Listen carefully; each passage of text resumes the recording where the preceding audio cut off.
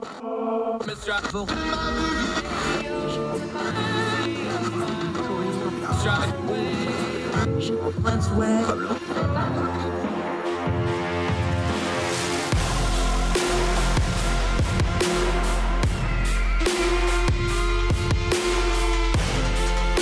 host, Andrew Donaldson. This is Heard Tell.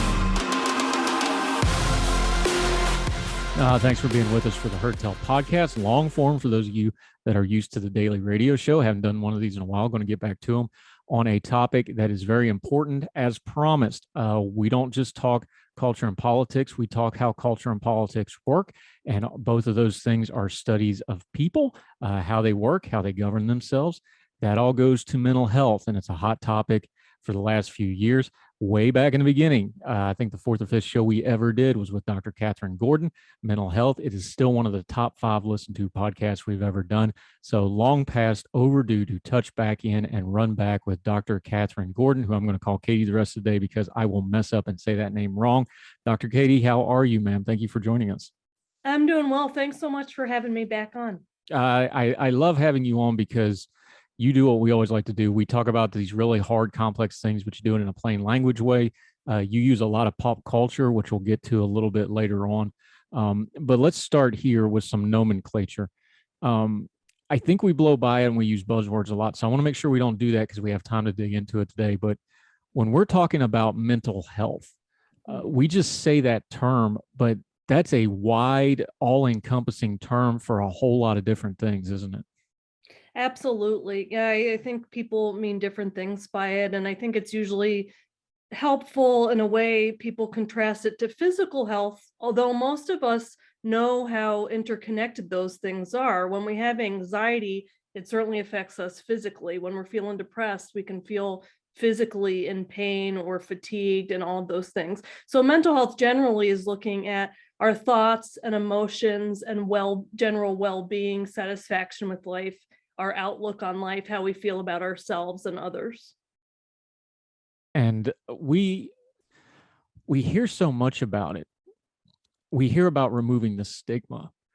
Where's the stigma come from? Because we know people are mean, people make fun of people, but that's not what we're really talking about with stigma, is it? Because it goes beyond just a teasing or a joking around or humor.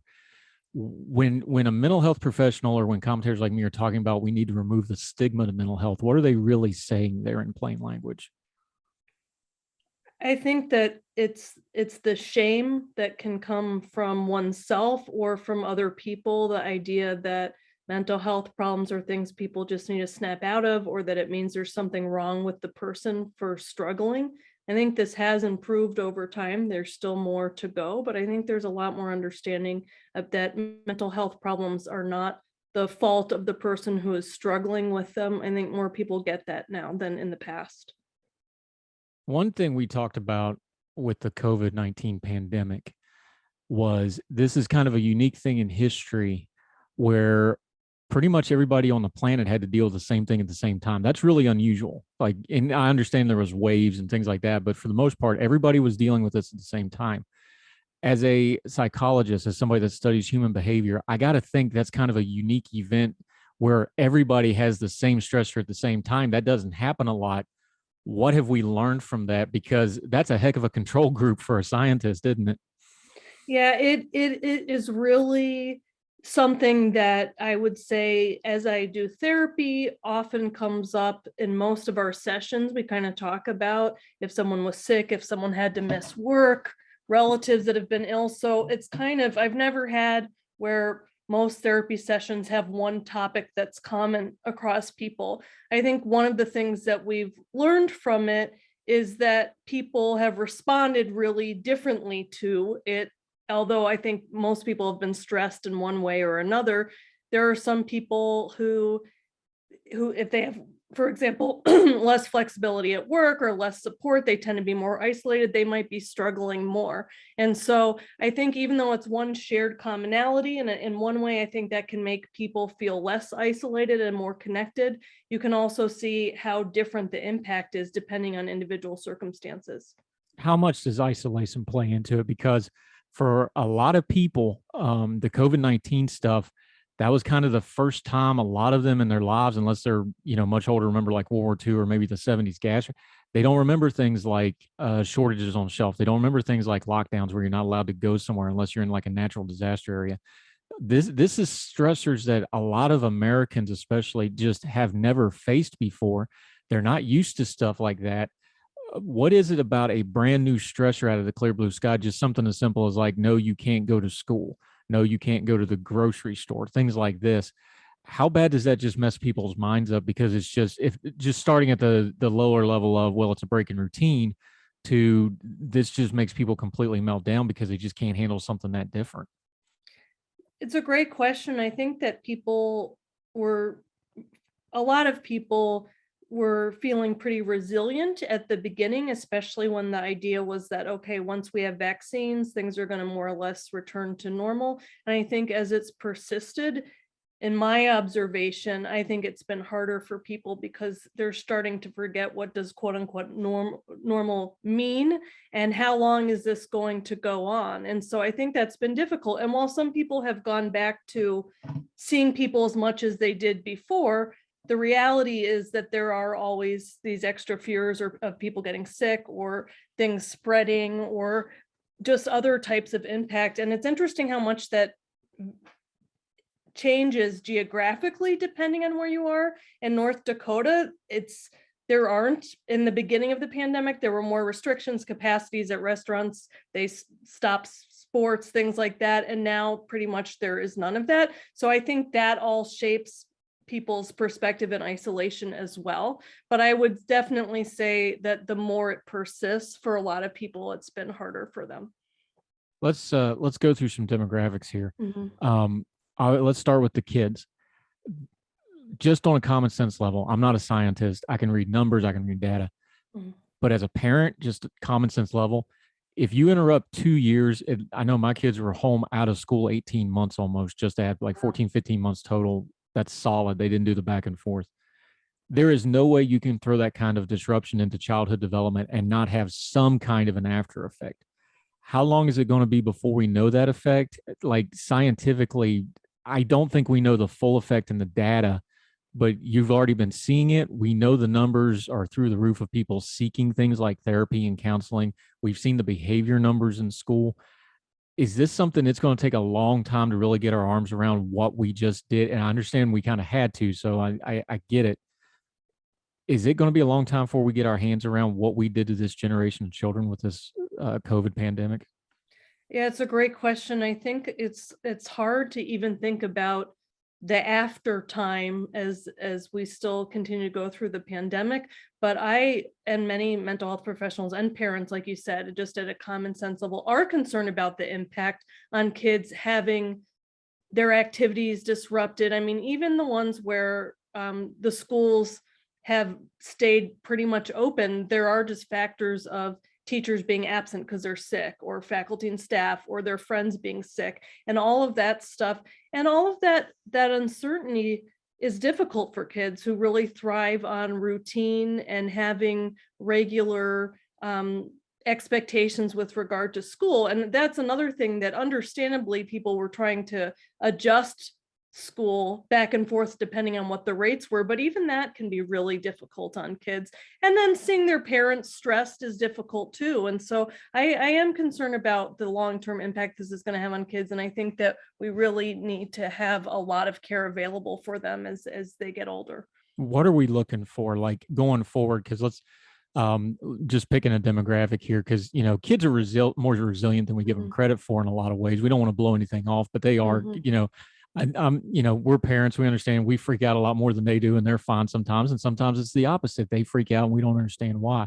So what are you looking for from these age groups? Adolescents moving into teens, teens moving into adults. What's some of the kind of indicators or mile markers or whatever you want to call it? You tell me the terminology here.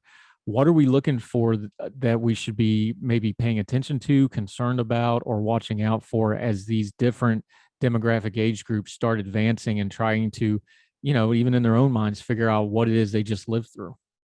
I think one of the things that I am concerned about and is worth looking for is a general outlook on life in terms of, do they have hope for the future? I think that one of the things that's been difficult through the pandemic is kind of getting hopes up that things are getting better, and then there's a new wave and there's a new strain. And in addition to that, kids might have various feelings about how their government leadership, their school leadership are handling things. And I think that can start to make them question the world as a place that they can count on to be running smoothly, for them to get what they need. And so I think it's important to check in with them about what reasons they have for hope, how are they feeling connected with their friends, what do they think about in terms of their future, how has that been impacted. And so it's kind of a general worldview and their meaning in life, and how is that being impacted by all of this, and talking to them about that. Yeah, we're talking to Dr. Kathryn Gordon. See, I said it right that time. Clinical psychologist. Let's go with a little bit of an older group. We've got all kinds of data from the Great Recession, 2008, 2009, that the college age young adult demographic, that greatly changed their cultural perspective, that greatly changed their political, there was movement in their political views because they went through that financial crisis right as they were trying to enter the job market and buy homes and these sorts of things. What about the college age and young adult demographic? I'm one of those. Our oldest graduated college March of 2020. That was a great time to try to get graduated out of college. What about that demographic group? Because they're adults now. They're trying to enter the workforce. They're trying to kind of find their way in the world, and they have that during their college years, which is another one of those really important developmental times. Yeah, absolutely. I think that one of the things that I've observed and interacting with college students is feeling some loss if they've had college during the pandemic, where the classes aren't the way they thought they were going to be. The experiences, the social experiences, which of course is a huge part of college, are different than they had hoped. And so I think we do see higher rates of anxiety and depression and less engagement in some of the college students that are struggling. And so I think that it's really important to recognize that, validate that those are understandable concerns, and then provide tools for managing mental health, for thinking about things, connecting, finding meaning, having friendships, finding ways to look forward and have hope. I think those tools are really important, and often they need guidance with it. Yeah, and that age group, they're very online. They have a lot of their relationships already online. I know I noticed with my younger children, they didn't really miss a beat talking to their friends because they all talk on social media anyway, TikTok and gaming and these sorts of things. Let's talk about a demographic that does not have that. We've seen the numbers. They call it the Great Resignation. Older Americans, a lot of them during the pandemic said, heck with this, I'm going to the house. They retired early. They're not working as much. Older people are not working the part-time jobs they used to. What about the older Americans and their kind of situation? Because some of them are not as online. So it hits them even harder when you have the isolation effects like a pandemic, like uncertainty economically, things like this. What about them? Yeah, I think that for some people, resigning, that could be a good thing. Maybe they have more time to spend with their family and more time to take up with some of their hobbies. But one thing that I think is taken for granted sometimes is that we need to interact with people. We need to have relationships with people. It is essential to our health. And I think that it can kind of fall on the back burner and get ignored and lead to a lot of loneliness. So it actually takes a lot of intentional effort, especially if you're not regularly going to a workplace, you're not regularly interacting online. And so it's important to find those times to make phone calls, to go to places, whatever, go to church, whatever it is, and have those activities that keep us connected to one another, and not kind of let it fall as less of a priority than physical health. Yeah. And on that note, what is the issue with access? I know we talk about mental health, but we seem to have, before you even get into the services of mental health, is it the bum rush of people that are having mental health crises right now? Is it all those, we know the adolescent system is just absolutely flooded right now.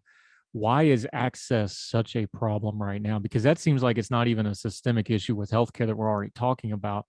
You can't get an appointment if you want one. What is going on with the access to care since you brought it up?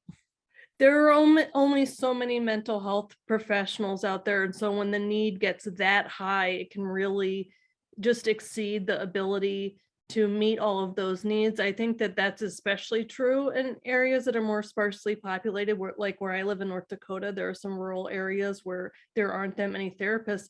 And when the demand is that much higher, it just makes it more difficult to get in. I think that this is part of the reason that it's so important to take preventative measures with mental health, so that it's not waiting until people are in a crisis to get in. And I think that that's something that some of the financial assistance, for example, especially that existed in the beginning of the pandemic, I think probably helped people's mental health early on, because they had fewer stressors worrying about being able to pay for things that they need. And so that can kind of prevent it from getting to the point where many more people are in crisis and all at once trying to seek care. Yeah, talking to Dr. Katie Gordon. Um, the one perspective on this is that the access to care issue is a professional level one. The other one is that it's a systemic one. Which end? Now, I'm usually on policy problems like this. I'm usually an all of the above guy. Like, hey, there's probably multiple ways we need to address this. But since you are a provider, you are. Which is the pressing need here? Is it the system isn't set up correctly, or is it we've just got to get more providers first because we don't even know how to set up a system if you're this shorthanded? I'm an all of the above person too. I think that we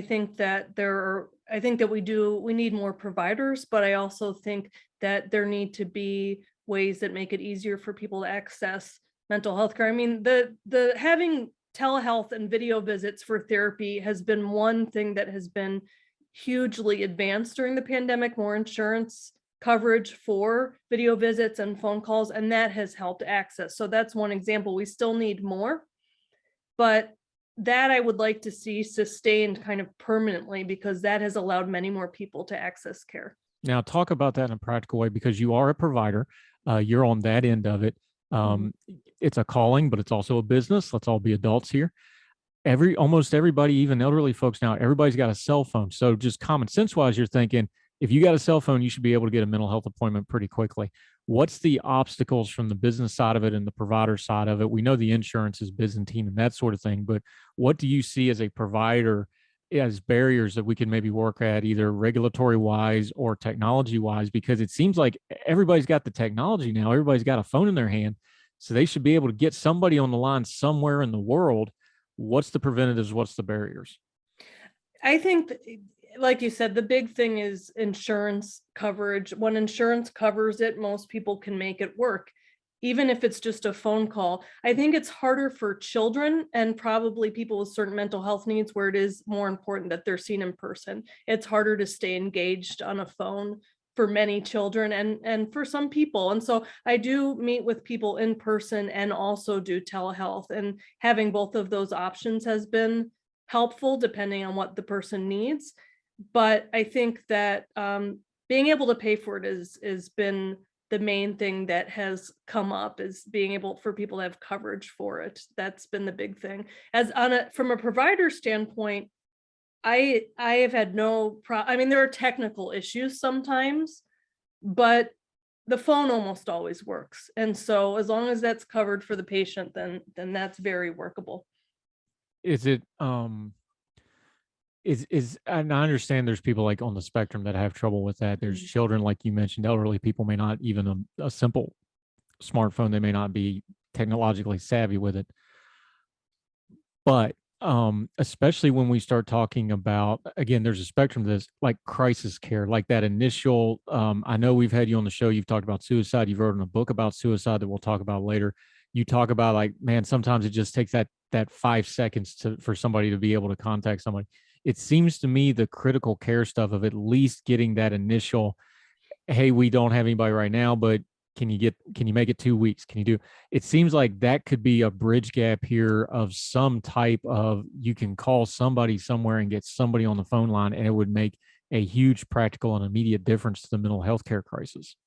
I agree with that. I work in a medical setting, and so often there are nurses who can contact and just make contact, and they're wonderful. They're empathic. They can help with problem solving. They can connect with community resources, and that way people don't feel like they're alone as they wait to get into care. Yeah, and I'm a VA patient, so I know the VA. There's a lot of things the VA does bad. I bang on them all the time. One thing they did good now is your healthcare. You have secure messaging directly to your providers through the VA website now.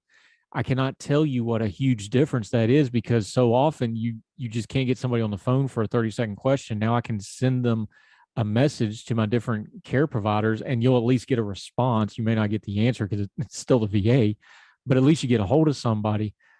Is that something that's going to be scalable to the medical community at large? I know there's privacy concerns and stuff, but it seems like we are not adequately using technology, especially in mental health, where there's privacy concerns, but the privacy issues with doing technology from your own home, from your own, that's an area where a lot of people mental health wise might actually be more comfortable than actually going in, isn't it? I think that's right. I think that, and the healthcare system that I work in now has my chart, which a lot of systems have. And so patients are able to securely directly message me, which is better than email. I think a lot of providers use email or other types of things like that. My chart is more secure, and security is extremely important when it comes to mental health care and private information. But I agree. I think that's been a big deal, because if patient wants to just ask me something or tell me one quick thing, I can directly receive that. And that helps, especially sometimes the way that people manage wait lists for therapy is to see people every other week instead of every week. And that way you can see more patients. So being able to have that message option in the meantime is definitely helpful. We've been talking about patient mental health a lot. How's the providers holding up? Like, we don't stop and talk about that, but we already have a shortage of them. We've seen, I know the frontline healthcare workers for, like, the ERs and things, they've gotten a lot of. I've got to imagine the flip side of the mental health crisis is our providers have got to be stressed. They've got to be having their own mental health crises with this. How's the providers holding up? Because if we lose them, then the rest of this ain't going to matter a whole lot. So how y'all doing? Are you okay? I'm really glad you asked that. In talking to other mental health providers, I think that a lot of us many of us go to therapy ourselves to make sure that we're doing okay and that we can do our jobs, but it's also unique in that we're going through the same kind of events as our patients are during this time. And I think that can help us connect with patients, but it can also make it difficult because there's not that distance when we're talking about coping with something. There are often things that we're trying to cope with our own concerns about our children, about the long-term effects, about isolation.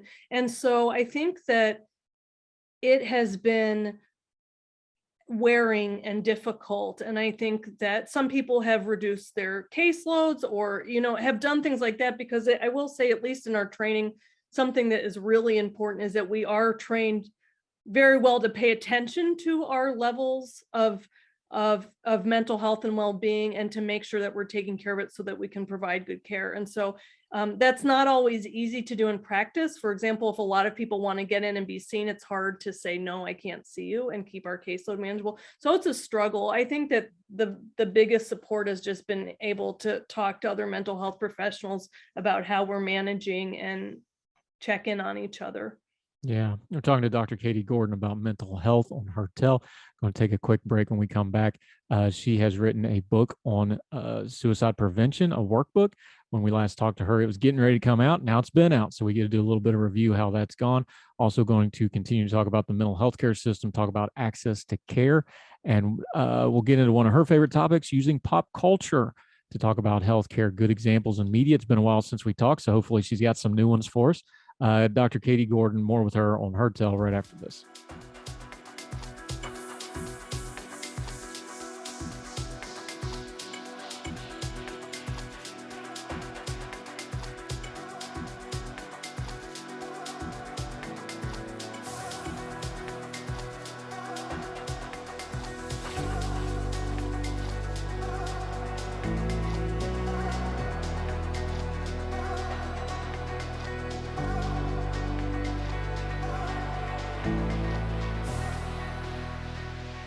Welcome back to Heard Tell. We're talking to Dr. Kathryn Gordon, clinical psychologist, friend of the program, one of the OGs. She was one of the first episodes we ever did. Glad to finally have her back. Let's talk suicide for a minute.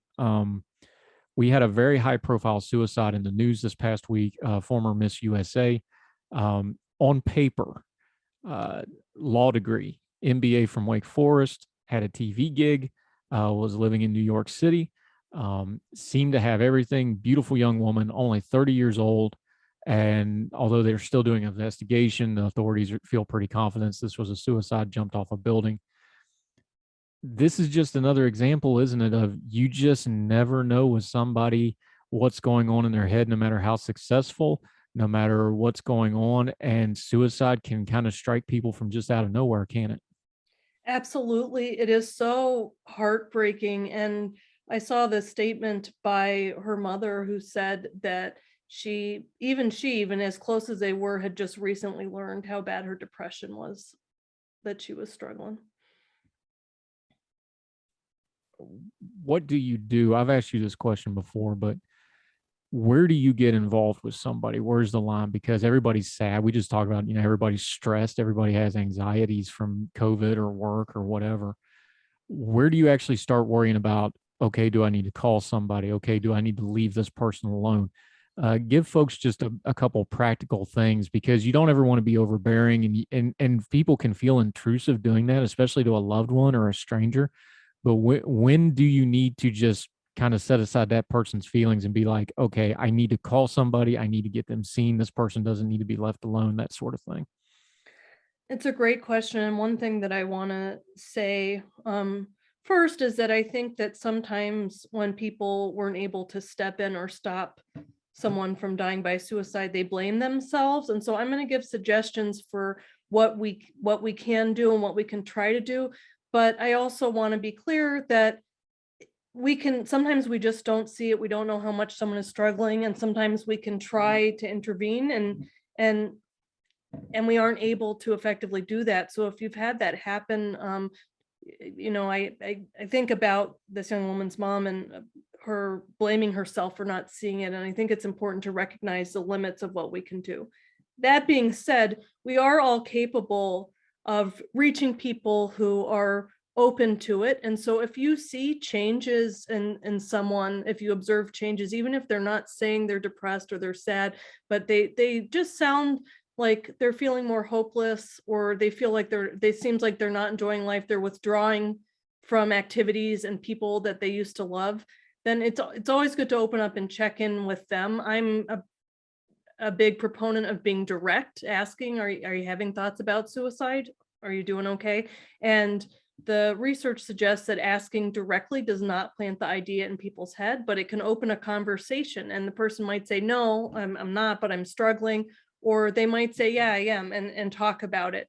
And so those are some of the big factors to look for. Some other things that you tend to see are that can be warning signs, although it varies depending on the person, is if they're having really disrupted sleep, they seem more agitated. So those are all things to look out for and worth checking in terms of when to push. If someone kind of doesn't want to talk about it, I think that's it's a difficult question. And one of the things that I try to think about is, if I'm really worried about someone and they don't seem like they want to talk to me in particular or want me to help connect them with someone, I might think about some of their loved ones, friends, or family members who I can check in with too. Do you see this too? Are there things we might do together to help this person?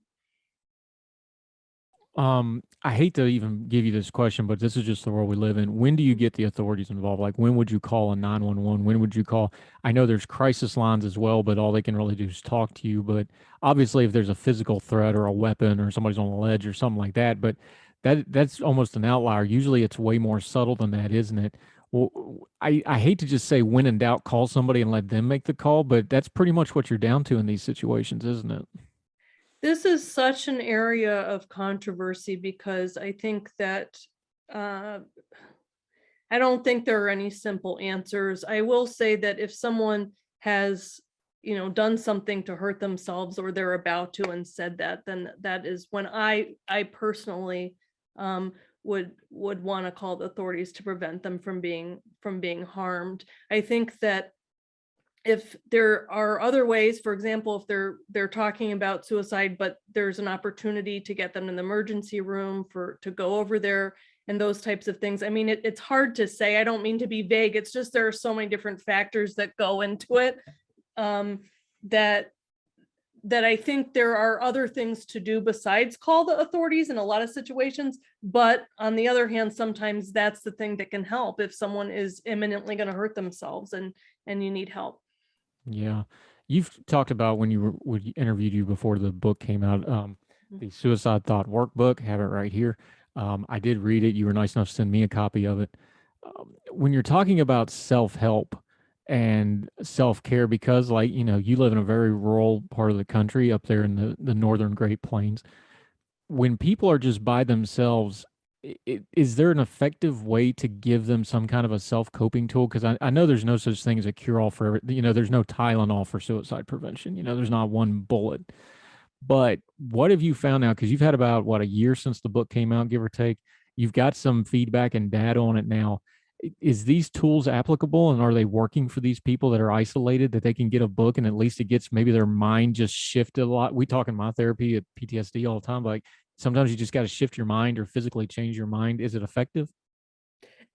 That's the feedback that I'm getting is, that people find it helpful. Many of them are also in therapy alongside it and don't find it as a replacement. There is something about having a dialogue and conversation that can be helpful, especially when you're struggling. But there are also people who won't go to therapy or can't access it. And so being able to buy a book for $20 that they can do in the privacy of their own home and not worry about being seen, sometimes that's a better fit for them too. And so the idea was to give more options, of the maximal amount of options available. And there are, I have had some positive feedback about it's a workbook. So the idea was to make it close to therapy, where it's not kind of just throwing all this heavy jargon at someone and they have to think about it and have some huge epiphany or revelation. It's very much broken down into step by step.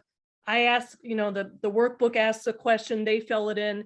There are some small steps to take to make things better, with the overall picture of building hope, reducing pain, and connecting. So I've been very grateful for the positive feedback I received from people that either working with their therapist or working with it on their own, that they found it to be helpful. Talk about the connection of those two, because I've heard you talk about it. You've written about it a lot. You've talked about it on other podcasts. There's a connection between hope and pain. And I don't know how direct a line that is, but people in pain lose hope, and people with hope can cope with the mental ability to handle pain and loss and challenges. If you can hold on to hope, is something beyond what science can. I think you'd agree with this, beyond what science can explain. Why are those two things so intrinsically connected when it comes to mental health? Because they really seem like, not that this is a perfect seesaw, but if you were going to have one, those would be the two counterweights, wouldn't they?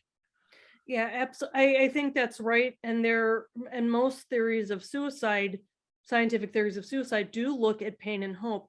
A lot of people, when they desire suicide, it's because they want to escape pain. It's not that they want to die, they don't want to exist. It's not that. It's that they're in excruciating pain and they want some relief from it.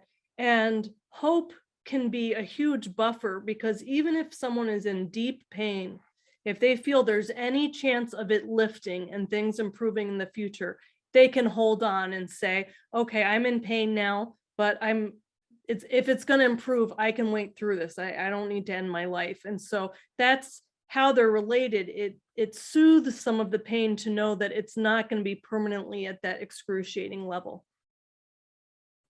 What is it about pain that just completely disrupts our, I don't even know the right term here, so you can help me, but that brain body connection, to use a real cliche term, but what is it about pain that just completely short circuits everything about our thought process and our emotions?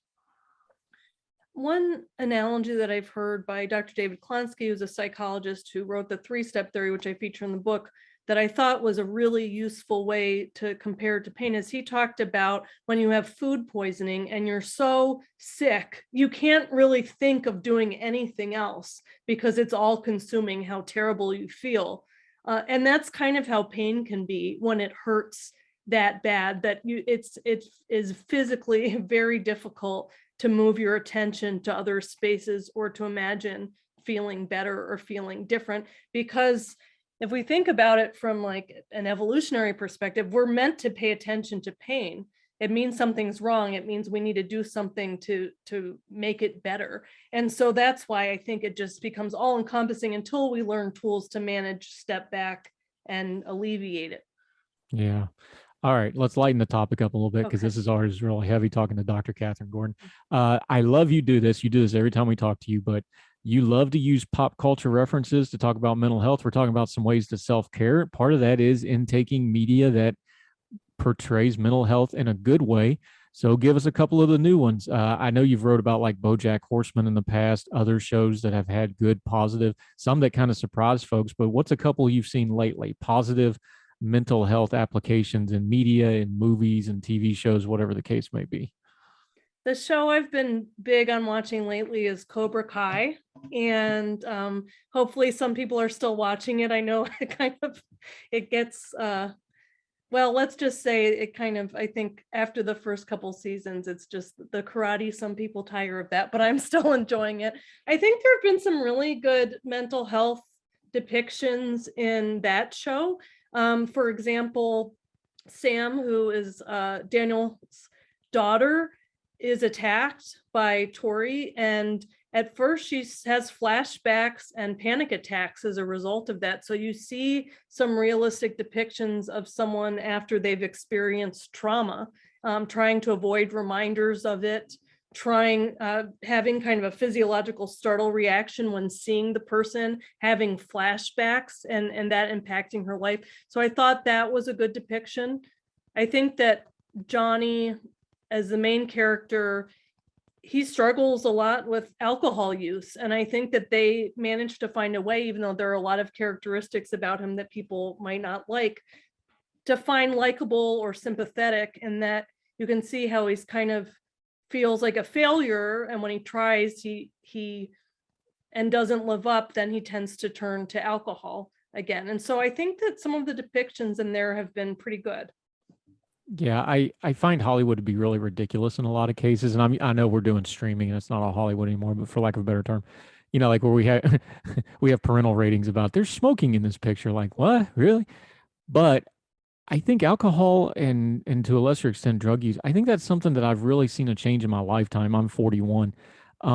I've really seen a change in how it's portrayed in media, and there's just no way to another one of those things you just can't split up. You can't talk mental health without people self-medicating either with alcohol or drugs, or you can even do it with your work, as I've learned. You can you can work yourself addictively like everything else. Do you see that as well, or am I accurate in that? Do you think that has gotten better in how it's portrayed?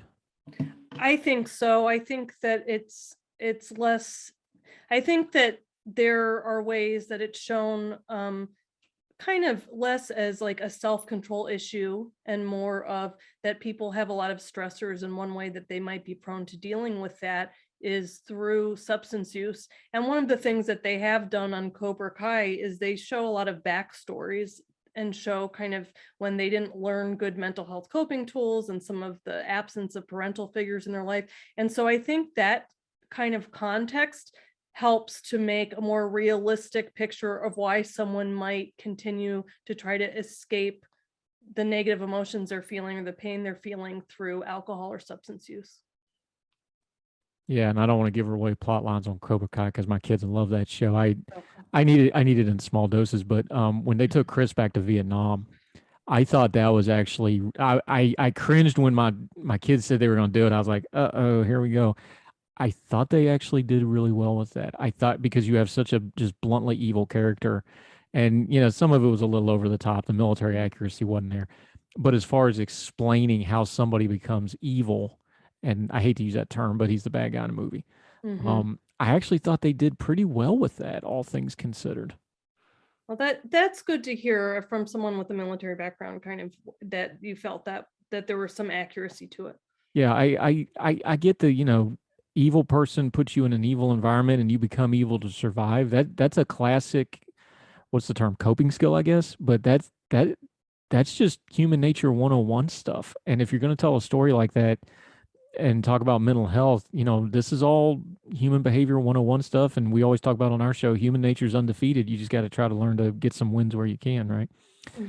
Dr. Katie Gordon, we so appreciate talking to you. We talked about the book a little bit, so you talk about it. Tell us about the workbook. You also do other media. You do podcasting. You do some writing. We'd love to have you back at Ordinary Times anytime you want to write about Cobra Kai or anything else. Again, you got an open invitation. Let folks know where you're at, where you're writing, what you're doing. Sure. Well, you can, lately what I've been working mostly on is my podcast, which is called Psychodrama Podcast, and I co-host with another psychologist. We tend to talk about societal controversies, mental health, psychological issues, and we really try to talk about things with some care and expertise and look at different facets of the issue. And I like podcasting for that because I think that when people talk, you can kind of hear more versus, I don't know, tweet arguments or something like that. So that's the main thing I've been working on. Was that a shot at me? You kind of looked at me no. and said, no. Not at all. I don't see you in a ton of Twitter fights, but no, I think that was praise to you for your podcast. Good recovery. Good recovery. Good recovery. Anyway, tell them about your social media and your podcast. I am on Twitter at Dr. Kathryn Gordon, DrKathryn Gordon. It's the same on Instagram. And you can listen to Psychodrama Podcast on most podcast platforms. I also write, although I have been writing less just for the sake of time. I do sometimes write for Psychology Today, but you can find links to the stuff I've written on my website, kathrynhgordon.com. And you do great work, and we appreciate you greatly. This stuff isn't going to go away, and we're not going to stop talking about it because we don't want to diagnose people, but so much of what we see in culture and politics on social media and how politics is covered, I think a lot of it, if you understand how people are thinking, how people are coping, people's mental health, I think you start explaining a lot of things that the politics don't. Because I've learned in what I've been doing the last 3 or 4 years with, politics is usually just the coat you're putting on, and your cultural tribes are kind of the coat you put on.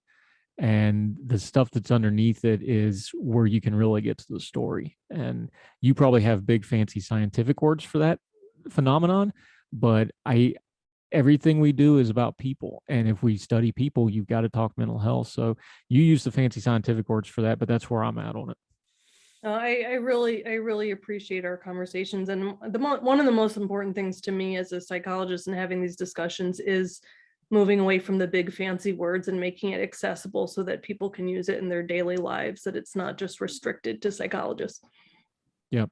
Plus us hillbillies, we have trouble with them big words sometimes. So I appreciate that greatly. So Dr. Kathryn Gordon, who can explain it to us in an academic setting and also explain it to us like we're 5, we greatly appreciate you, ma'am. Thank you so much for your time today.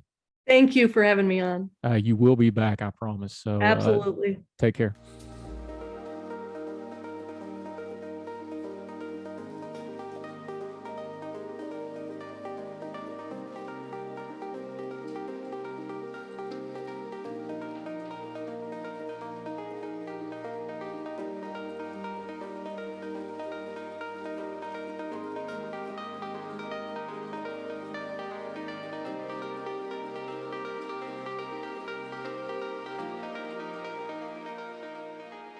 We are going to talk about mental health on this program, both on Heard Tell, the long form, and on the radio show, the daily show. It's too important not to. So much of what we do is just based on our own human behaviors, and we excuse it off with other things. But if we don't take care of our own mental health, and we don't take care of each other's mental health, and we don't care about each other's mental health, a lot of this other stuff we're talking about just isn't mattering as much. We want to gloss over things and stay busy without dealing with these underlying problems. We're not going to do that. Our culture has major problems in it. And a lot of those problems are we're not taking care of ourselves and we're not taking care of each other. It's something we're going to work on. It's something we're going to talk about. We're going to have experts on like Dr. Katie Gordon and others. We want to give you tools to actually affect this in your own life, taking care of people around you, what to watch for, danger signs, but also positive pop culture media. The reason we talk about those TV shows and movies with her is because if you have somebody that you're having trouble getting into a mental health conversation with them, you can watch a show with them and get into it sideways that way. Makes you a nice easy, lets the show do the heavy lifting, and then all you got to do is talk to the person that you care about. Kind of makes it easy. We want to do practical things on our programs. It's not just buzzwords and ethereal theory and things that somebody somewhere else needs to do something about. This is a practical matter that you need to practically apply to your life. It's important. We want to do that, and we'll continue to talk about it on Heard Tell. That'll do it for this episode of the Heard Tell podcast. The Heard Tell Daily Show every weekday for about an hour on the YouTube channel. If you want to watch it, all the podcasting platforms, Big Talker FM is streaming it. You can do it on their Listen Live tab on their app from the App Store. Also their Facebook page, Big Talker FM on Facebook. You can watch it there. It's on at 6 a.m. in the mornings, 3 p.m. in the evenings. We have great content every day, trying to turn down the noise of the news cycle, kind of hit some of the headlines. We talk about things that matter. We don't talk about things that don't matter, and there's just caterwauling noise. We don't spend time with that because most precious thing you give us is your time. We want to respect it. We don't want to talk about things that don't matter.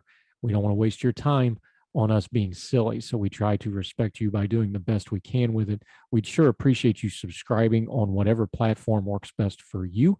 Also leave a comment and rating. We sure appreciate it. If you have something you want to convey to us, if you got a comment, an epistle, whatever it may be, you got a topic you want covered, you got a guest you think we should talk to, let us know. heardtellshow@gmail.com. You can email us at heardtellshow on the Twitter. You can direct message us that way. My Twitter handle, 4 for the Fire, you can message me there.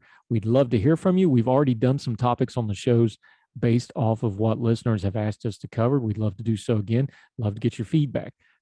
If you would do us a real big solid, though, share us on your social media. All those platforms have a share button. Let people know where they can find Heard Tell. We'll keep doing it as long as you keep listening. So happy to have these long form podcasts back up and going.